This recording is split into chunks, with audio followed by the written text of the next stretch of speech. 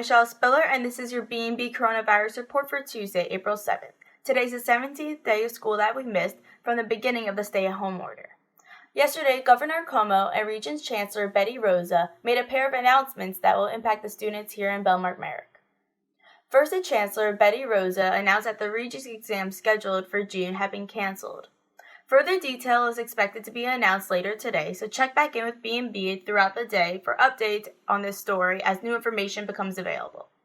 Just a few hours after the Chancellor's announcement, during his daily briefing, Governor Cuomo announced that schools and non-essential businesses across the state will remain closed until April 29th.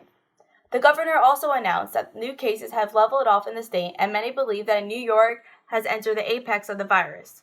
While the shutdown has impacted each grade differently, the disruption of the first year of high school has been especially difficult for Mepham's freshman class. B&B's Hannah Broxmeyer takes a look at the unique challenges the shutdown has proposed for all the Mepham's newest students. As school closures continue throughout the pandemic, many people are focused on the juniors and seniors as they search for colleges and finish their high school years. However, the freshmen are going through this confusing time in their first year of high school and have a different perspective on the shutdown.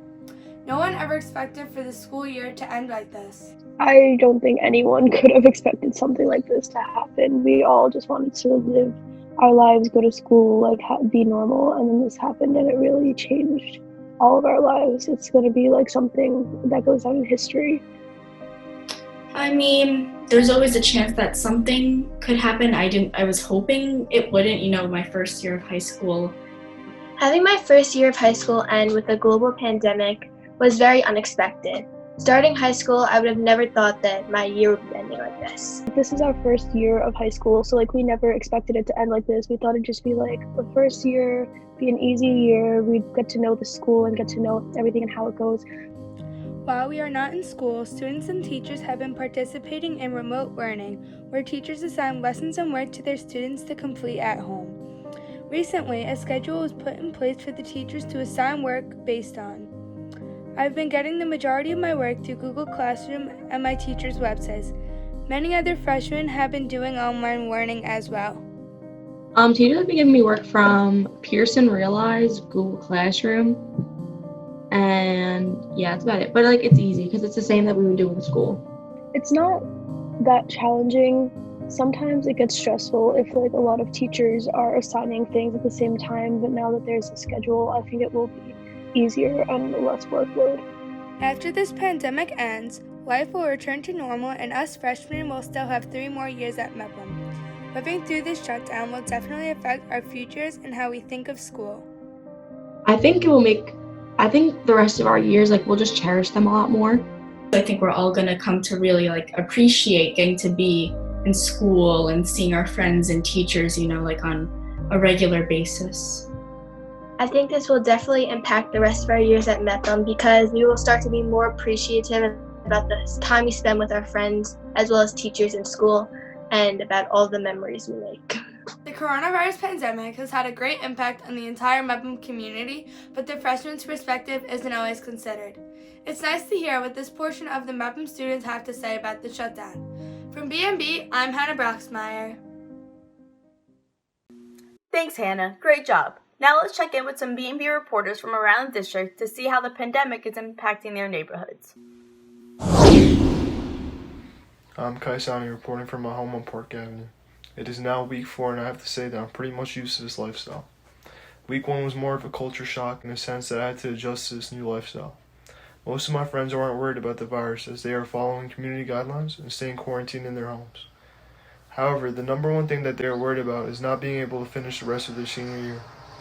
As for me, I've pretty much accepted the fact that school may be canceled for the rest of the year. A lot has been canceled this year, and especially for the class of 20, the timing of the situation has proven far unlucky. If we ever do come back to school, though, I think more students will learn to realize the importance of savoring their time in high school. I think it sucks that I won't be able to be in classes with some of my friends ever again, and I hope the future classes use this as an important lesson to appreciate the time that they have with their friends and teachers in school.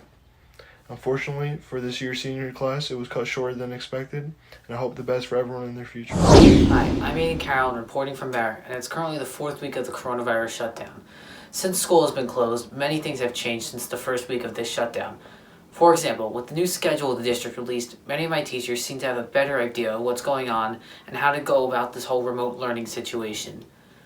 If school closed for the rest of the year, I would be really upset because I would lose out on my senior season, many other things like prom and graduation, which would be really upsetting after looking forward to these things for years. Someone I've started to look up to is Governor Cuomo, as I feel he's been doing a really good job with leading our state throughout this crisis and is doing really well by keeping the people informed on what's going on every day by giving daily press conferences. For BMB, I'm Aidan Carolan. Hello, I'm Spencer Mattis, reporting from Legion Street once again. Here we are beginning week 4 of the coronavirus shutdown. This is going to be a very long journey. I'd say the one main thing that's changed between now and week 1 of the shutdown is I'm definitely prepared for a more long-term quarantine compared to week 1. When this shutdown first began, I thought it was definitely going to be a lot shorter. I thought the issue would be resolved a lot faster. However, this is clearly not the case, as this has become a national and international pandemic. Things have sort of spiraled for the worse. The best thing we can do now is just wait. Honestly, as I just mentioned with the whole duration of the pandemic, I wouldn't be surprised if we didn't come back to school at all. I'd obviously like to go back to school just to, say goodbye to my teachers in person. It's my senior year. I'd like to be able to do that, but definitely prepared for the fact that we might not be coming back to school. And it wouldn't be great, but it's definitely something that you have to be mentally ready for. In terms of when this is all over, I definitely take a lot more things, I'll take a lot more time to appreciate little nuances of life, like being able to go to school and being able to hang out with friends in person and being able to watch baseball. I think I'll be able to appreciate a lot of, the minor things in life that I took for granted a bit. I think this puts it in perspective and allows you to more properly recognize the value of certain things in our lives that has sort of become a staple of our culture. For BMB, I'm Spencer Mattis. Stay safe, everybody. Thanks, guys. So that will do it for another episode of B&B Daily Reports. Be sure to subscribe to B&B to get the latest on what's going on around the district during this difficult time. And make sure to check out the Pirate Pride video on B&B YouTube featuring Mepham faculty and created by our very own Emily Rosenberg. So to the members of our community and our family who are struggling today, know that you're not alone. For B&B, I'm Michele Spiller, and make sure to wash your hands.